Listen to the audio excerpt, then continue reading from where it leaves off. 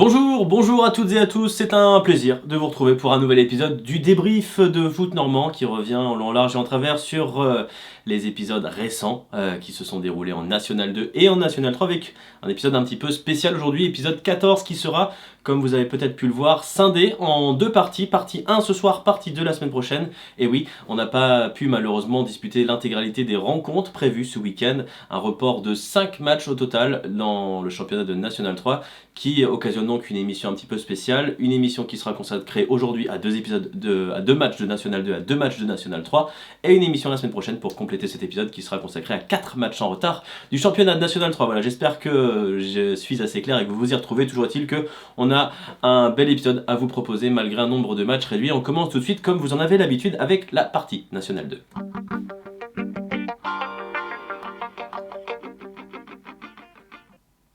Et comment ne pas commencer cette partie National 2 autrement qu'avec l'US Granville, la formation en forme, la plus en forme du groupe C de National 2, qui ce week-end avait l'occasion de frapper encore un grand coup avec la réception des Voltigeurs de Châteaubriand.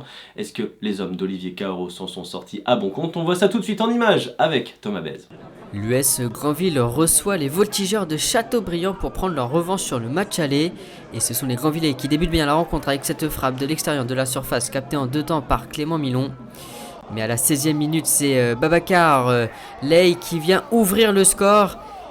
On revoit ce but au ralenti, il passe devant Paul Relais, impuissant. Et quasiment sur le coup d'envoi, ça a été très vite avec ce ballon mal dégagé qui permet à Vincent Cléen de se présenter face au gardien. Ça a été trop vite pour le caméraman de l'US Granville, mais c'est bien l'égalisation de Vincent Cléen, un partout. Pas le temps de douter pour l'US Granville. L'heure de jeu, c'est Vincent Cléen qui lance bien Félix Ley qui vient marquer le deuxième but et qui permet à l'US Granville de passer en tête dans cette rencontre. Un face-à-face très bien exploité par le buteur granvillais. Les Voltigeurs de Châteaubriand qui ne s'avouent pas encore vaincus et cette tête bien repoussée par Paul Relais. Corner avec ce ballon qui n'est pas dégagé. Cette frappe et la claquette magnifique une nouvelle fois de Paul Relais. À la 85e minute, une offensive pour Granville avec ce ballon mis dans la profondeur. On trouve Mickaël Latour au second poteau qui vient délivrer tous les Granvillais et assurer la victoire. Mickaël Latour qui avait fait son entrée en jeu quelques minutes seulement avant. 3-1 pour l'US Granville. On en restera là, une belle victoire pour les Granvillais. On écoute tout de suite la réaction du coach et du buteur. On a Félix travaillé Ley. toute la semaine sur un jeu un peu plus direct. Voilà, on a demandé aux garçons en fait d'un peu déjouer, de ne pas jouer comme ils font habituellement, d'avoir la possession. On voulait quelque chose en fait de plus fort, plus bien, pour déstabiliser leur bloc défensif. On a eu du mal parce que c'est quelque chose auquel on n'est pas habitué à produire. Et puis au final, on a une équipe en face qui défensivement en fait est très problématique. On n'arrive pas à la déséquilibrer. Mathias nous a dit tout à l'heure que ça veut dire 11 matchs en fait contre Châteaubriand, une victoire seulement, et c'est aujourd'hui. Donc on a réussi, je pense, avec le temps, à vraiment déstabiliser cette équipe qui avait besoin de points, donc à jouer à un moment donné un peu plus haut, qui a essayé en fait de déstabiliser en fait avec des jeux profonds, et ça n'a pas fonctionné. Donc aujourd'hui, moi je suis très fier en fait des garçons parce qu'ils répondent tout le temps à ce qu'on leur demande, et ils ont une charge de travail énorme toute la semaine, et le samedi, voilà, ils sont récompensés par ça. Et nous aussi. Après, sur ce but, si je ne me trompe pas, c'est Vince qui me la met. Il m'a un bon ballon en profondeur, j'arrive en deux touches enchaînées. Mais voilà, c'était un gros combat ce soir. Il a fallu être présent physiquement, et puis après, on a été efficace devant. Donc c'est bien, et puis voilà, ça a rapporté 3 points. On continue d'enchaîner, on reste invaincu à domicile, donc voilà, il faut continuer comme ça. Et puis l'essentiel, c'est qu'on continue cette dynamique à domicile. Donc on va recevoir le premier le 9 février. On vient recoller à un point, donc, malgré leur match en retard. Donc je pense que voilà, il faut qu'on se mobilise, on va continuer à travailler. Moi je dis que les garçons sont là, il faut une saison exceptionnelle. Ils répondent à tout ce qu'on leur demande. Donc on va essayer d'y aller ensemble. Parce que c'est vraiment le groupe en fait qui est fort aujourd'hui. Encore une victoire donc de l'US Granville qui impressionne. L'US Granville, vous le verrez dans quelques instants lorsqu'on fera le bilan de cette journée nationale de elle aussi, tronquée de quelques matchs, vous le verrez. L'US Granville qui, spoiler alert, est désormais en deuxième position. Alors il faudra remettre pas mal de choses dans leur contexte puisque Granville a joué plus de matchs que certains concurrents directs, mais toujours est-il que la performance des Manchois est tout simplement inouïe. Jusqu'où vont-ils aller? Eh bien, il faudra suivre les prochains épisodes du débrief pour le découvrir. On passe désormais à une autre rencontre, la deuxième de National 2 avec l'AF Virois qui ce week-end avait un menu plutôt copieux avec un déplacement du côté du FC Chamblivoise. Pour rappel, l'AF Virois n'a jusqu'à présent jamais remporté de match à l'extérieur en National 2, elle n'a même jamais pris le moindre point. Donc déplacement périlleux pour l'AF Virois, une semaine après une défaite 3-2 du côté de Borgo suite à un long déplacement en Corse malgré les conditions climatiques légèrement froides mais un terrain en très bon état. Bien, les Virois vont rentrer pleinement dans la bataille avec, vous le voyez avec ses chaussures roses, Théo Epailly qui vient déjà poser quelques problèmes à la défense camblisienne. Anas Lanrabet qui récupère le ballon, la frappe d'Anas Lanrabet légèrement excentrée et le numéro 11 Virois qui malheureusement vient fracasser la barre transversale après un début de match où Chambly a mis la pression. Eh bien, les Virois sont plutôt fringants en ce qui concerne les attaques rapides et voyez la passe d'Axel Fluché pour Théo Epailly à nouveau supersonique dans le lot de la défense à la 29e minute. Et bien, le joueur formé au Paris Saint-Germain qui réussit à ouvrir le score, non pas à la surprise générale eu égard à ce qui se passe sur le terrain mais plutôt à la surprise générale eu égard au classement des deux formations. Et bien, la Virois qui prend les devants, évidemment piqué au vif les joueurs de l'Oise qui vont tenter de se rebiffer, mais dans les buts, Maël Aubé, première titularisation en National 2 suite à la blessure de Louis Deschâteaux. Et bien, Maël Aubé fait plutôt bonne impression, lui l'ancien gardien du Stade Malherbe de Caen qui ici va devoir s'employer même si la frappe semblait peut-être destinée à venir frapper le poteau. Maël Aubé serein et l'AF Virois qui juste avant la pause va venir assommer son adversaire avec un superbe travail initié par Anas Lanrabet qui va retrouver Axel Fluché qui réussit à se retourner et trouver sur sa route Théo Epailly, 41e minute, la matchère gagnante du Virois qui s'offre littéralement un doublé au nez à la barbe du COP camblisien qui n'en croit pas ses yeux. L'AF Virois, mène 2-0 à la mi-temps. 2-0, ce sera du coup le score au retour des vestiaires. Chambly qui en deuxième période va forcément accélérer et mettre davantage d'impact. Les Virois qui globalement vont être dominés, qui vont devoir s'arc-bouter en défense et finalement ce qui devait arriver, 78e minute, Lassana Doucouré qui lui, l'enfant prodige du club qui marque le but de l'espoir. Les 12 dernières minutes s'annoncent compliqué pour l'AF Virois avec la pression qui va s'intensifier. Les Virois qui rêvent tout simplement d'ouvrir leur compteur à l'extérieur, on le rappelle, et qui vont se faire peur sur cette situation avec ce but à nouveau signé de Lassana Doucouré, mais rappelé à l'ordre par le corps arbitral. Ouf de soulagement pour les Virois, il était en position de hors-jeu, c'est essentiellement sur coup de pied arrêté que le FC Chamblivoise va se montrer dangereux. Maël Aubé ici qui se déploie même si c'est la barre transversale qui repousse cette tentative. Le FC Chamblivoise qui n'aura finalement pas d'autre choix que de s'incliner face à une surprenante formation viroise qui en plus de décrocher son premier point décroche directement la victoire. Nulle part ailleurs qu'à Chambly, l'une des formations parmi les cadors de ce groupe de National 2. Ce que je vous propose tout de suite, c'est de revenir sur ce qui s'est passé après cette rencontre avec notamment un discours du président Lécuyer et les réactions du défenseur Pierre Bourdin et du milieu de terrain Dorian Charlier. Je vais vous dire que, évidemment, ce soir, on a vibré avec vous, vous avez fait un vrai match. Vous n'avez pas fait un match, vous avez défendu comme des dingues pendant 90 minutes. Vous êtes évidemment battus, vous avez mis des valeurs, mais vous avez joué au foot surtout. Et les gens de Chambly qui étaient à mes côtés ont tous dit que ce soir, votre victoire a été méritée. Vous êtes allés la chercher. C'est pas juste un braquage à l'arrache, c'est un vrai match de foot. Donc ça prouve encore une fois qu'on est capable de le faire, les garçons, et que quand on se concentre sur nous-mêmes, plutôt que de passer des fois peut-être un peu trop de temps, à mon avis, à commenter des choses qui n'ont pas lieu d'être, évidemment que vous avez les qualités pour être là. C'est un vrai test aujourd'hui aussi encore, de prouver à tout le monde que votre place, elle est là, elle n'est pas ailleurs, parce que vous êtes venu gagner chez une équipe qui était en Ligue 2 il y a à peine plus de 2 ans, dans un vrai stade. Donc bravo, vraiment bravo, félicitations. Lors des matchs allés, on est passé souvent à côté, pas très loin de prendre des points, mais on n'a jamais réussi. Là, je pense qu'on a appris sur cette phase aller et on a réussi à prendre des points chez une belle équipe comme Chambly qui joue les premiers rôles. Donc c'est vraiment la victoire de tout un groupe et ça montre qu'on a appris en maturité, qu'on s'est adapté au niveau N2. Maintenant, c'est encore loin d'être fait, mais c'est un premier pas très encourageant. On est heureux parce que ça faisait longtemps qu'on l'attendait, cette victoire à l'extérieur. Ça fait du bien. D'autant plus que tu vas gagner chez un concurrent direct, enfin un concurrent qui veut jouer la montée, donc tu vas gagner dans un grand club, donc ça fait du bien. Après, il ne faut pas s'arrêter là. La route est encore très très longue, mais c'est vrai que ça va amener une nouvelle dynamique positive. On a senti un groupe, on ne l'avait peut-être pas forcément senti précédemment, durant la première partie de saison. Là, on a senti un groupe. Peut-être que le voyage en Corse, ça fait du bien. Ça nous a permis de se retrouver entre nous. On l'a vu ce soir où ceux qui sortent et ceux qui rentrent apportent la même chose. On a tenu bon parce que c'était pas évident à la fin.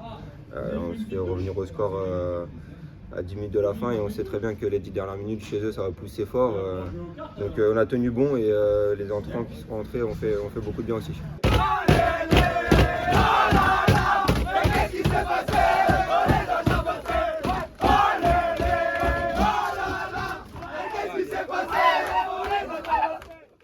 Superbe performance donc de l'AF Virois qui réalise un superbe coup au classement. On le voit tout de suite avec justement le bilan de ce qui s'est passé en National 2 ce week-end. Une journée tronquée, on le répète, mais l'US Granville qui réalise la belle opération avec 14 matchs au compteur, je vais y arriver. Les Granvillais reviennent à 2 points du leader Boulogne qui compte un match de moins. Excellente opération des Granvillais qui s'installent sur le podium. L'AF Virois n'est pas en rêve en ce qui concerne les bonnes opérations. Les voilà à hauteur de Châteaubriand, la victime granvillaise. Autant dire que les Virois avec cette superbe victoire à Chambly sont revenus dans le coup, même si derrière la SBV et la réserve de Lorient notamment ont encore des matchs en retard à jouer par rapport aux Normands. Le programme de la J15, rendez-vous dans 2 semaines. Vire qui aura un autre grand rendez-vous face à un autre ambitieux de ce championnat, le Racing Club de France éliminé par Lille en Coupe de France hier. L'US Granville de son côté va tenter d'étirer sa superbe série positive en déplacement du côté de Dinan-Léon.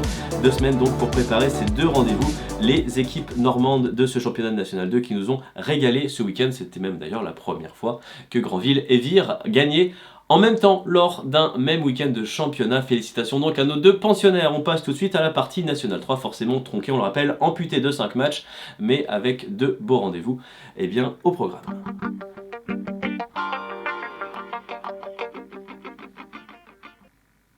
On va commencer cette partie National 3 avec le déplacement pas forcément évident du FC Dieppe du côté de l'AG Caen. Les hommes de Guillaume Gonel sortent en effet de 2 défaites consécutives en coupe et en championnat pour l'entame de 2024. L'objectif était clair face à une formation relégable. Il s'agissait de retrouver le chemin de la victoire. On voit ça tout de suite avec les commentaires de Thomas Bèze. L'AG Caen Football reçoit le FC Dieppe pour la 14e journée de ce championnat de National 3. On a attendu les derniers instants pour savoir si cette rencontre allait bien avoir lieu à cause du gel. Et ce sont les Diepois qui commencent tambour battant avec Adama Sidibé qui vient centrer. Un centre-tir bien repoussé par Pascal Michelisi. 3 minutes plus tard, toujours sur ce côté droit, on lance Rémi Chombard qui entre dans la surface de réparation. Il tente de trouver Salim Diaby. Le ballon qui est dégagé malheureusement dans son propre but. C'est le malheureux Exaucé Lozo. On voit ce ballon qui termine pleine lucarne. 5 minutes plus tard, l'AG Caen qui va réagir avec son numéro 9, Mickaël Fati. Il s'emmène bien le ballon, il va éliminer le défenseur. Il y a un face-à-face, mais sa frappe est trop sur le gardien qui peut la repousser d'une claquette.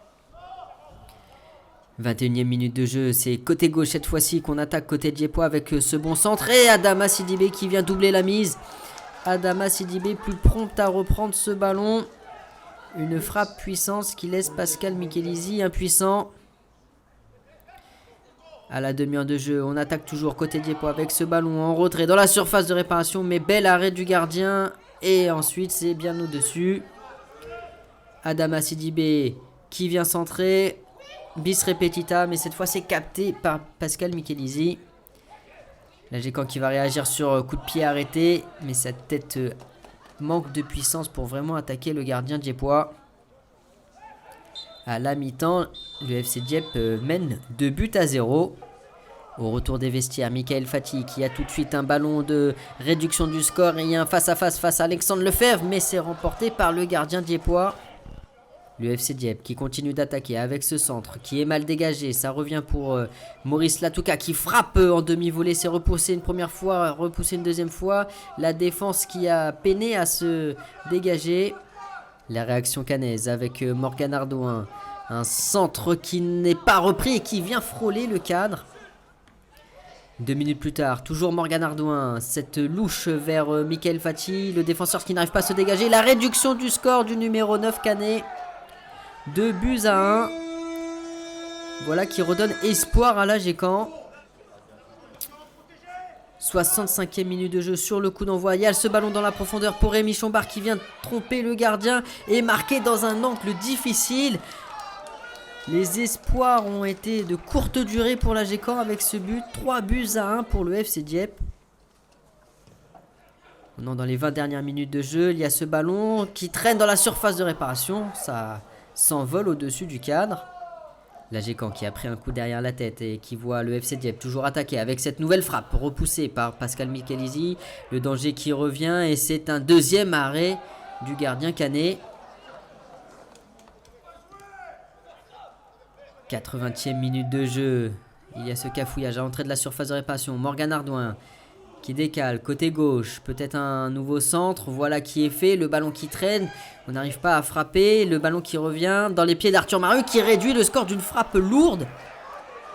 Magnifique frappe. Et voilà l'AGCAN qui réduit une nouvelle fois le score. 3-2. 90e minute. Il y a ce coup franc pour Adama Sidibé qui est détourné en corner. Le corner ne donnera rien, on en restera là. Victoire 3-2 pour le FC Dieppe. On écoute la réaction des deux coachs. Ouais, après il y a une règle incontournable. Quand t'es pas efficace dans les surfaces, c'est quand même toujours plus compliqué. Voilà, on ne l'a pas été défensivement. Je trouve qu'on a été d'avoir le premier, on le marque contre notre camp. On a quand même eu des situations aussi pour marquer. On a la balle de 1 partout. On a des balles pour revenir à 2-1 rapidement. Donc voilà, c'est compliqué quand c'est comme ça, voilà, c'est difficile. Et avec les 2 matchs reportés, c'est votre premier match en 2024, est-ce qu'il y a eu un manque de rythme, un manque de compétition? Après, on avait réussi à s'entraîner, j'ai pas senti les joueurs embêtés au niveau du rythme. Voilà, j'ai l'impression à chaque match de voir la même chose depuis le début de l'année. C'est toujours, je prends le dernier de 2023 et d'autres, voilà, c'est souvent le même constat. Un contenu correct, même s'il y a toujours plein de choses à améliorer, mais de nombreuses occasions qui sont pas concrétisées. Donc ça c'est embêtant. Ça c'est un vrai problème pour nous. De toute façon on le voit bien par notre problème d'attaque. Alors après offensivement, défensivement, comme je l'ai dit tout à l'heure, je pense qu'on l'avait amélioré. Douter je sais pas, mais après moi ce que je retiens c'est la victoire. C'est la victoire, on aurait eu une dynamique, d'accord. Malheureusement, on se fait éliminer par Laval en Coupe de France. On est défait sur notre terrain contre Villers, donc on avait un objectif, enrayer la dynamique et essayer de récupérer les points à l'extérieur. Donc c'est chose faite. Donc moi, je félicite mon groupe parce que on fait une très bonne première demi-heure. On rentre très bien dans la partie, on fait une très bonne première demi-heure, concrétisée par un but. Après, il y a un adversaire aussi qui est en face de nous, qui a besoin de points, et ce qui fait que ça fait un match animé. Ouais. Non, après, forcément qu'on est plein d'humilité. Ce championnat est tellement particulier, on l'a vécu la saison passée avec 5 descentes. Donc voilà, forcément qu'on est des compétiteurs. J'ai un vestiaire qui est compétiteur, qui joue chaque match pour le gagner.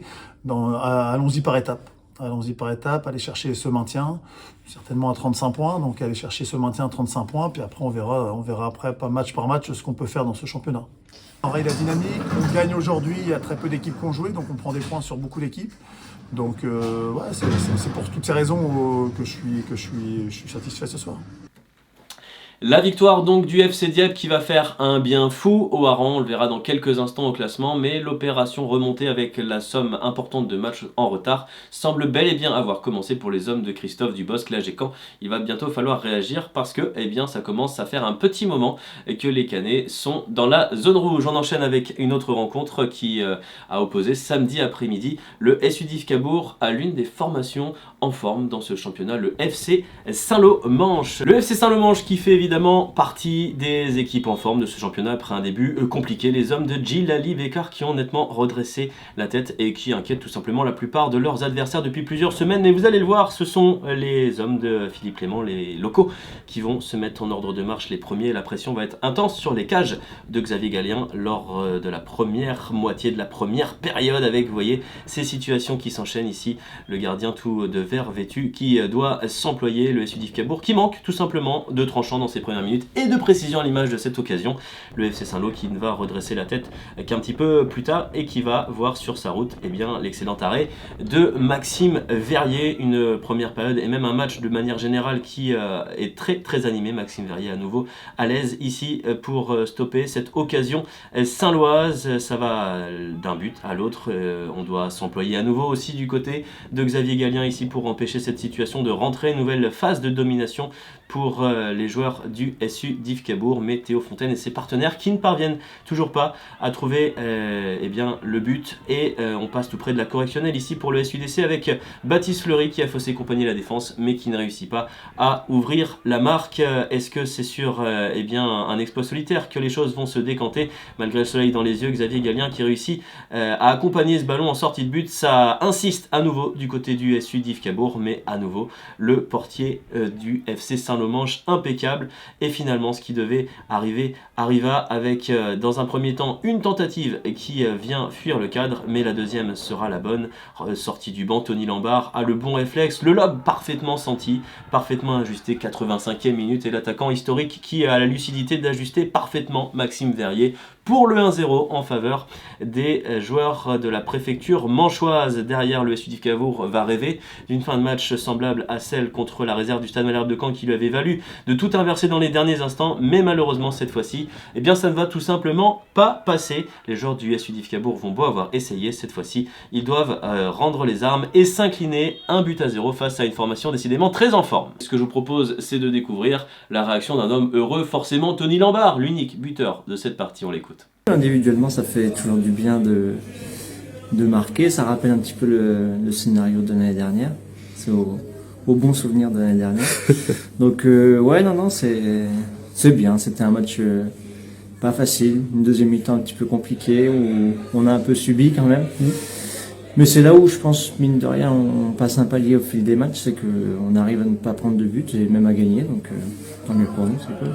Le FC Saint-Lô-Manche donc et le FC Dieppe qui sont deux grands gagnants tout simplement de ce week-end de compétition, les deux seules équipes à avoir pris 3 points lors de ces deux matchs. Voici le bilan de cette journée. On revient sur les matchs évidemment en retard. Le classement de cette journée 14, puisque c'était bien la journée 14, Villers-Roulgat qui garde les commandes devant la Chatou. Le FC Dieppe qui reprend position sur le podium, vous voyez, avec respectivement 1 et 2 matchs en retard sur les équipes qui les précèdent. Les Diepois qui pourraient donc prendre la tête ces prochaines semaines en cas de carton plein. L'US Alençon 4e, Saint-Lô qui est à la 5e place à 3 points du leader à nombre égal de journées jouées. Les Saint-Lois qui sont en pleine forme et qui pourraient jouer les tourbeaux bluffettes dans la course au podium. Le SU d'Yves Cabourg reste 8e, mais vous voyez, c'est la seule équipe de ce championnat à avoir disputé ses 14 matchs dans la deuxième partie de tableau. Juste derrière un point, par exemple, Flers compte 3 rencontres en retard face au SU d'Yves Cabourg. La zone de relégation qui concerne toujours la réserve de QRM, la Gécamp, avec sa nouvelle défaite ce week-end contre Dieppe, et les Mureaux. Le programme de la J15, on se projette dans 2 semaines. On espère que les conditions climatiques d'ici là seront parfaites, avec un choc, le choc du week-end, la réception par Dieppe de l'AS Chatou, le FC Dieppe qui tentera de prendre sa revanche après avoir perdu 3-0 lors de la phase aller. Flers va recevoir Caen, le FC Saint-Lô espère poursuivre sa série contre QRM, Villers-Roulgat face à Boissel, la SPTT Caen reçoit le SU d'Yves Cabourg, la réserve du Havre affronte l'avant-garde caennaise, et enfin les Mureaux qui vont recevoir l'US Alençon. Voilà le programme de la J15 et les matchs reportés. Ce sera la suite de cet épisode 14. La semaine prochaine, on essaiera de vous proposer l'intégralité de ces rencontres de matchs en retard. Le Stade Malherbe de Caen qui recevra la SPTT Caen, match prévu normalement ce week-end. Le duel très attendu entre les deux équipes en forme, le FC Saint-Lô et le FC Dieppe. Flers affrontera l'AS Villers-Roulgat dans un duel de promu. Enfin, la réserve du Havre se déplacera sur la pelouse de l'OFC Les Mureaux, la Lanterne Rouge. Voilà donc le programme de notre prochaine émission. À nouveau raccourci, mais deuxième partie donc de cet épisode 14. Un petit point rapide sur le classement des buteurs, mais vous allez le voir, ça a quand même beaucoup de mal à se décanter. Notons toutefois qu'Adama Sidibé monte désormais sur le podium. Adama Sidibé, 3e, pas 2e, pardon, ils sont déjà 2 devant avec 5 buts au compteur, comme Hakim El Amdaoui, Dembo Savan, Cheikhne Traoré de Chatou, Kevin Goba. Bref, un classement des buteurs plutôt resserré. On espère que dans les prochaines semaines, ça va se décanter, tout simplement. On l'espère en tout cas. Merci à toutes et à tous d'avoir suivi cet épisode un petit peu plus court que d'habitude. C'était la partie 1, on se retrouve pour la partie 2 la semaine prochaine. Normalement il n'y avait pas de débrief de prévu, mais on vous cale la suite de cet épisode 14. Merci à toutes les personnes qui ont contribué de près ou de loin à l'élaboration de ce numéro. Merci évidemment tout particulièrement à Thomas Bess pour ses contributions. Merci à toutes et à tous, on se retrouve la semaine prochaine. D'ici là, prenez soin de vous. Allez, salut!